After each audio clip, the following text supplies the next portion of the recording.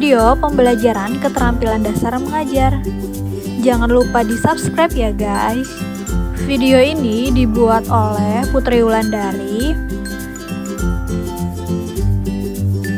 pada mata kuliah keterampilan dasar mengajar atau micro teaching pada Fakultas Keguruan dan Ilmu Pendidikan PGSD Universitas S.O. Unggul. Assalamualaikum warahmatullahi wabarakatuh. Semangat pagi anak-anak. Apa kabarnya hari ini? Semoga semuanya dalam keadaan sehat walafiat ya. Coba siapa yang sudah sarapan acungkan tangannya. Ya hebat. Tetap semangat. Sebelum pembelajaran dimulai, jangan lupa kita biasakan sarapan terlebih dahulu ya. Semoga kita bisa mengikuti pembelajaran dengan lebih konsentrasi. Nah, sebelum memulai pembelajaran hari ini, baiknya kita berdoa terlebih dahulu. Berdoa dimulai. Berdoa selesai. Ya anak-anakku, sebelum Bu Guru memulai pembelajarannya, jangan lupa seperti biasa kita absen dulu ya. Isi absen di Google Form yang sudah Ibu kirim di grup WA ya.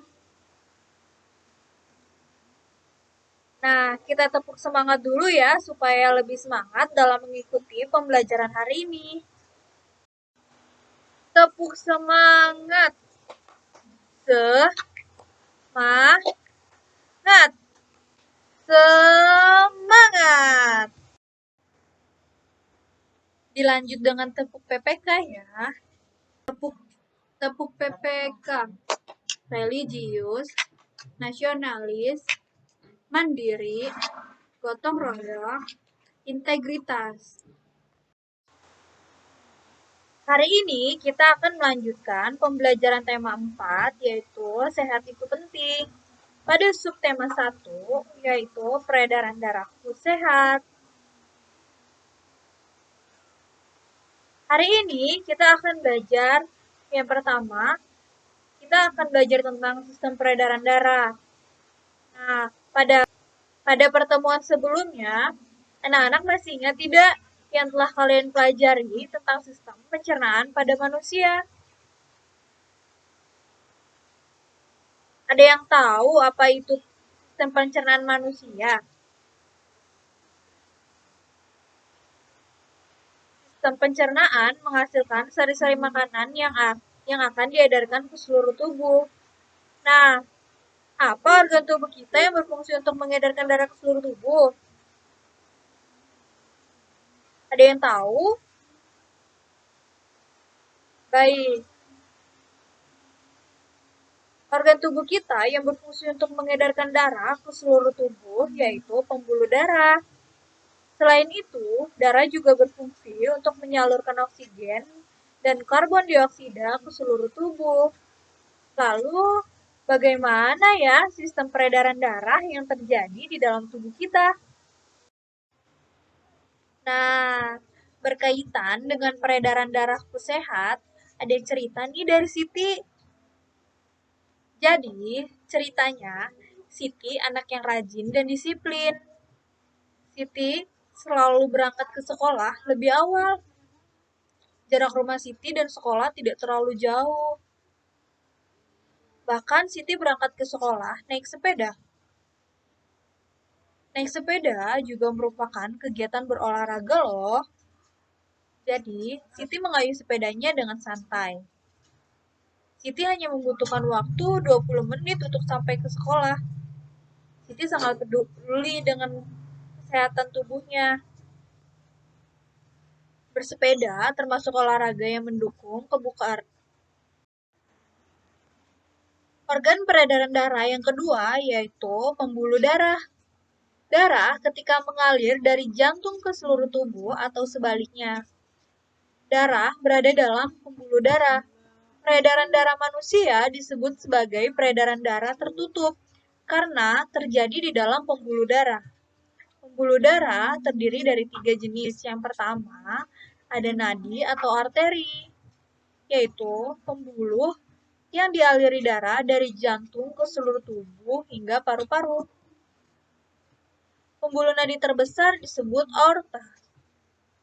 Nah, pembuluh yang kedua yaitu vena atau balik pembuluh darah vena, yaitu pembuluh yang dialiri darah dari seluruh tubuh dan paru-paru menuju kembali ke jantung. Selanjutnya yaitu pembuluh darah kapiler, yaitu pembuluh yang dialiri darah dari sel-sel tubuh. Organ peredaran darah yang ketiga yaitu darah. Bersepeda termasuk olahraga yang mendukung kebugaran dan dapat membantu melancarkan peredaran darah. Darah sangat penting peranannya bagi manusia karena peranan darah dapat mengalirkan oksigen ke seluruh tubuh dan mengangkut karbon dioksida dan seluruh tubuh menuju ke paru-paru. Dalam tubuh manusia, darah mengalir melalui organ-organ peredaran darah. Apa saja organ peredaran darah manusia? Dan apa fungsi organ peredaran darah pada manusia? Organ peredaran darah yang ketiga yaitu darah.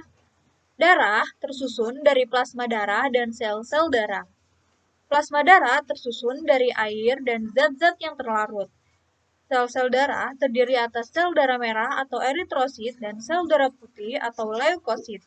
Dan keping darah adalah trombosit. Fungsi darah yang pertama yaitu mengedarkan zat makanan ke seluruh tubuh.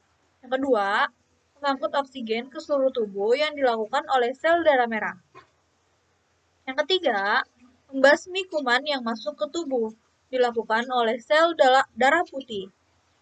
Menutup luka atau bisa dapat dilakukan oleh keping-keping darah.